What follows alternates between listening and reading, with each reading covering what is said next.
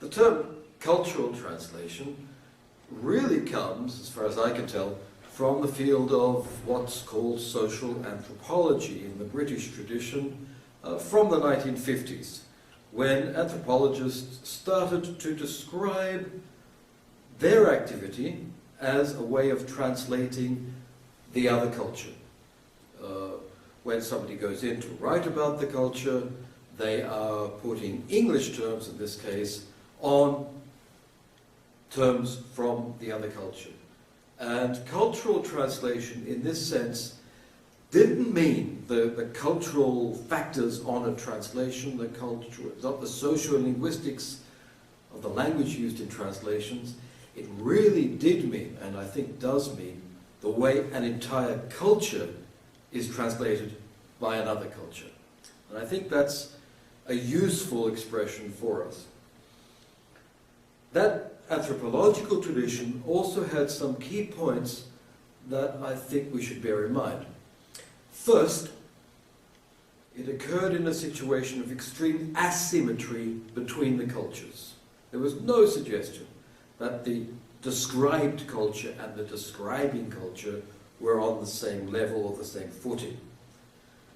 And that asymmetry seems more suited to the kinds of relations we have in our world of immigration and globalization and the mixing of cultures. Second, the lessons of cultural translation and the debates about it were focused on the figure of the translator, in this case the anthropologist. The question is, what kind of translation should be used for this culture? How should we undertake the actual writing of the translation? The focus was therefore on the people involved rather than the things involved, certainly the text as such. Now, those elements have been picked up and used within another field, which is that of post-colonial studies, especially literary studies. And the term cultural translation for these people, for people in literary studies especially, would be more associated with the Indian cultural theorist Homi Bhabha. In his book, The Location of Culture, Homi Bhabha talks at some length about cultural translation, and he associates the term with the communication and interactions within a third space. We could understand there would be the space of the colonized culture, the space of the colonizing culture, and the third space would be that of the overlaps between the two. Particularly more recently, the role, for example, of Indian Pakistani cultures within the English language cultural system.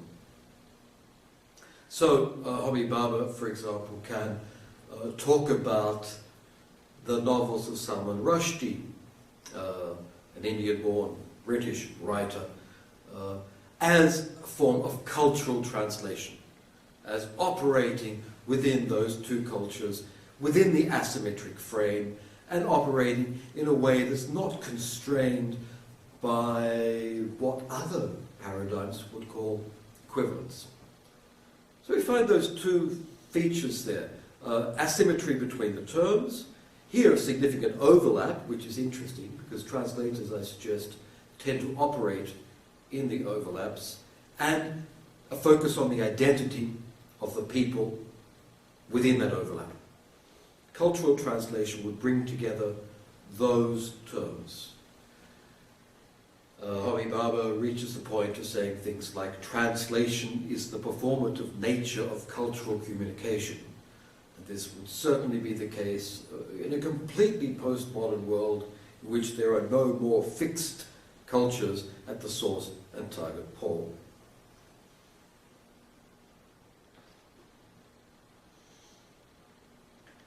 There are many, many theories within cultural studies, within literary studies, comparative literature, which have used this term cultural translation.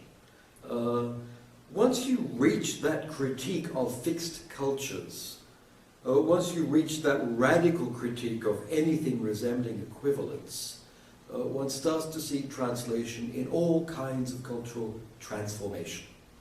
The way one generation interprets the previous generation might be translation. The way we communicate our thoughts might be seen as a kind of translation. And you reach a very wide field. I just want to pick up on two examples which I find interesting, which might be able to speak to more traditional concerns of translation. The first comes from Brazilian translation theory. The poet Augusto de Campos, 1978, as a translator, gives a list of his favorite, mostly European poets, and describes how he would like to translate, or does translate them. My way of loving them is to translate them, or to swallow them down, to ingest.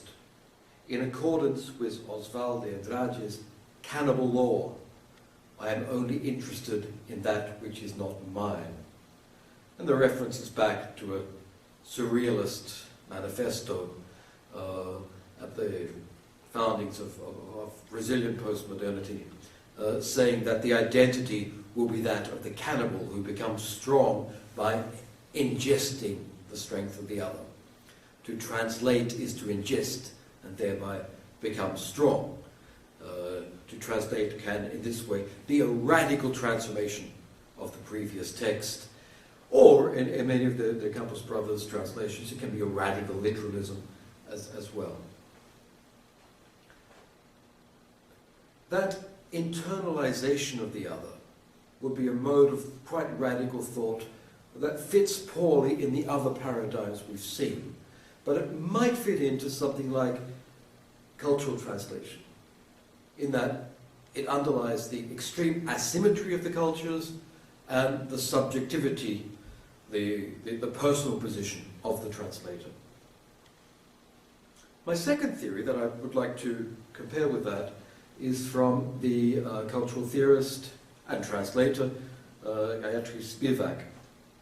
And she talks about translation as a mode of enculturation, that the infant entering the world translates the world into a known system.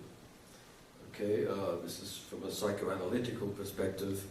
And that translation process can continue throughout the development into secondary enculturation as we learn standard languages and then other languages as well. At one point, however, Spivak relates this to her more traditional work as a translator and says the following, which I find of interest. When a translator translates from a constituted language, that is a normal, standardized language of social communication, whose system of inscription and permissible narratives are her own, this would be Bengali in her case. She's talking about her translations from Bengali into English. This secondary act, translation in the narrow sense, as it were, is also a peculiar act of reparation towards the language of the inside, reparation towards the language of her inside, a language in which we are responsible, the guilt of seeing it as one language among many. I find this kind of reflection particularly profound.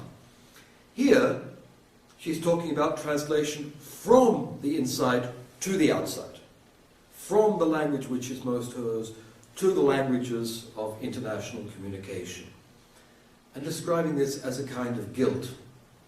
The pretense, implicit I suggest, in all kinds of equivalence-based translation, that languages are ultimately equal on some level. For her, subjectively, there is no equality between languages. One language is in the constituted self, is that of the most authentic or perceived to be authentic expression. And the other language is towards the discourse of the other. Those two theories are quite interesting. It has a lot to do with this directionality of translations. the cannibalistic theories translating from the outside into the inside and becoming stronger, Spivak translating from the inside to the outside and feeling guilty. I'm not too sure if one would want to call all that cultural translation, but those kinds of subjective involvement, this intimate involvement with language and communication between self and other, is something that demands to be explored, and not just within cultural studies, and not just within literary translation. And if cultural translation is a term or a paradigm, can bring us closer to that, closer to an understanding of who the translator is sociologically, in a world of immigration, tourism, and globalization, or psychologically, in a world where people do have to operate increasingly between the self and the other, the intimate and the foreign, the embodied and the translated. If we have to think that way, then I suggest the term cultural translation is shorthand for some of the most powerful insights we have available.